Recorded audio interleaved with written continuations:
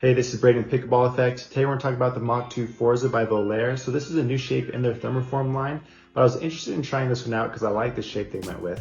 So this is a wide body shape that's paired with a 5.5 inch handle. When I look at paddles, I categorize them into 4 different shapes. So I have elongated, hybrid, standard, and wide body. So a wide body paddle is going to be the shortest and widest paddle that you'll find. So this paddle is a little under 16 inches long and a little over 8 inches wide. And then I like that they paired that with a longer 5.5 inch handle. For some reason, the majority of standard and wide body paddles out there are paired with 5 inch long handles, which is definitely on the shorter side. So it's nice to have an option that's 5.5 inches long. This obviously makes room for two-handed shots, but there's other benefits to longer handles that people don't often consider, like added leverage for power and extra spin.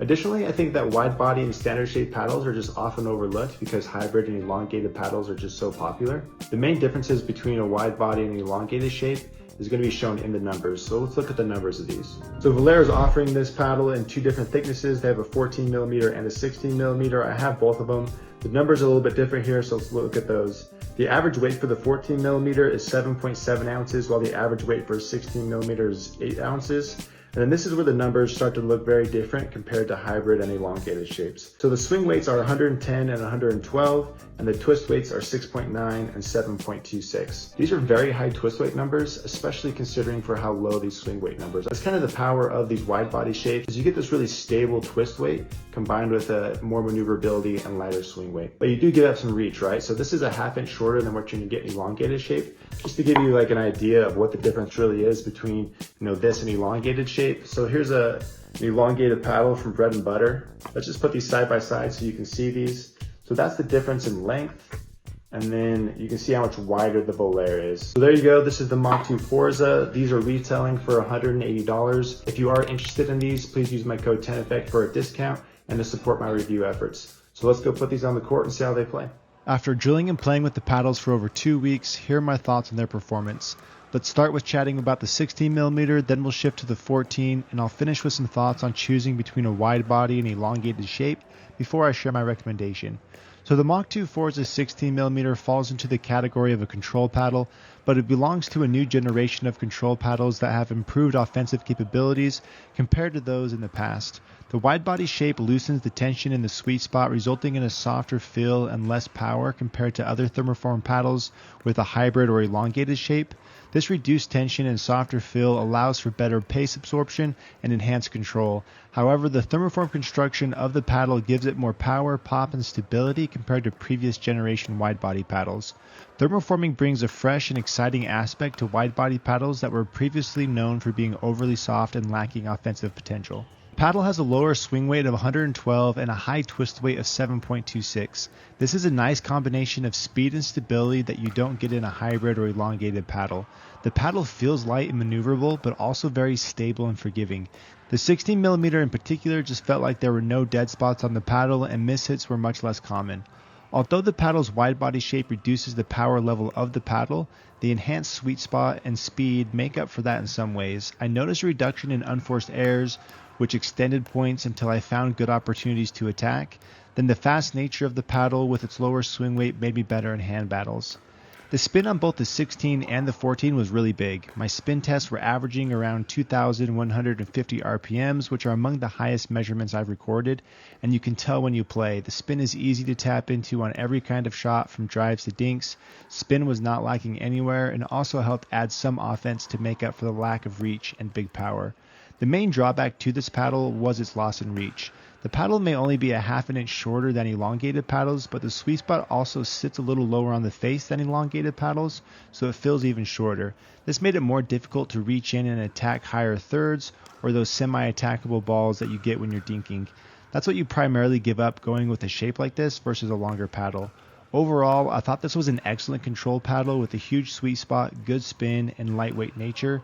It's an easy paddle to play with that will reduce unforced errors and tighten up your soft game. Okay, let's talk about the 14mm version now. I've always been drawn to 14mm paddles because of their ability to cut through the air easily and that they have a lower ball flight trajectory compared to 16mm paddles, which I prefer as it helps keep drives and drops low.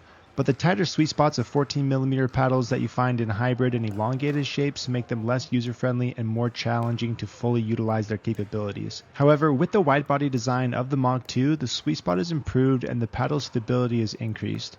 This makes the paddle much more accessible and enables you to enjoy the benefits of a 14mm paddle without giving up a bunch of silly errors caused from a smaller sweet spot that you typically find in 14mm paddles. Out of the box, the Mach 2 14mm offered more control and less power than I expected.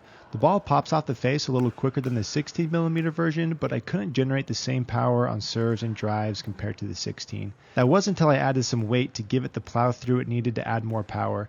In its stock form, the 14mm is very light with a swing weight of 110 and a static weight of 7.8 ounces. It was a little too light and it got pushed around a bit and didn't carry through the ball well at impact, but adding some weight quickly remedied this and brought it out of its shell. By the way, I'm using my tungsten tape here. It's a less toxic and safer way to add weight compared to lead tape. It's now available on Amazon if you're interested. I'll put a link to it in the description. Once you've added some weight to the paddle, it gave you a little more pop on counters and even more noticeable increase in power on drives.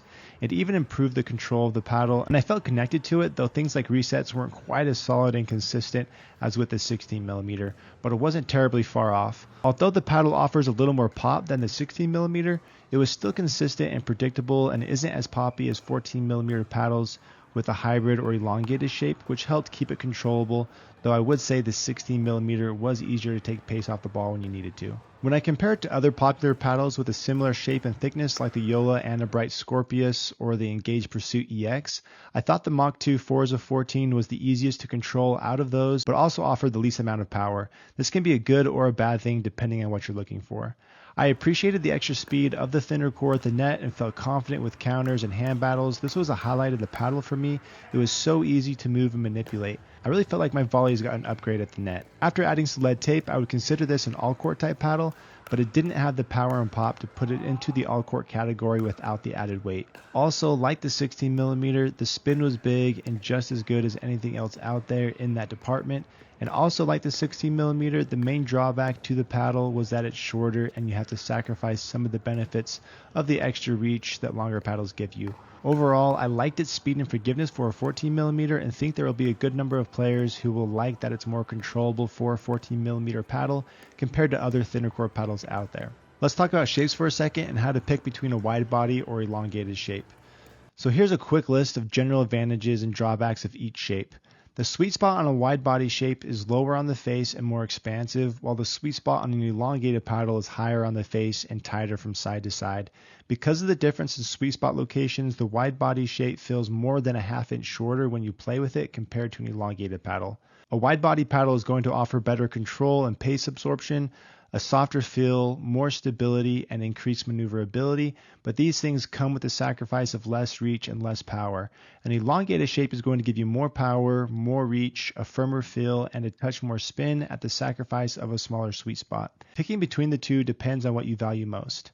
So here's my recommendation. I like these and thought they played nice. The thermoform design adds new life to wide body paddles and makes them more attractive than past generation wide body paddles, and I'm happy they gave it a longer handle. I predict that we will start to see a shift towards shorter, wider paddles as more people seek the benefits of increased forgiveness and maneuverability now that power can be more easily added to paddles through methods like thermoforming, and reliance on elongated shapes isn't as necessary for power. We are starting to see more pro-level players switch to standard and wide-body paddles already. Notable pros that use a standard or wide-body paddle are Colin Johns, Federico Staksrud, and Annalie Waters. Overall, I appreciated the advantages of speed and forgiveness that these paddles offer. However, it's important to note that their shape may not be suitable for everyone. Despite this, I believe players should give wide body and standard shape paddles more consideration than they have in the past. So that's everything I have for you. I hope this helps. If you decide to pick one up, please use my discount code 10effect to save some money and to support my review efforts. Thanks for watching.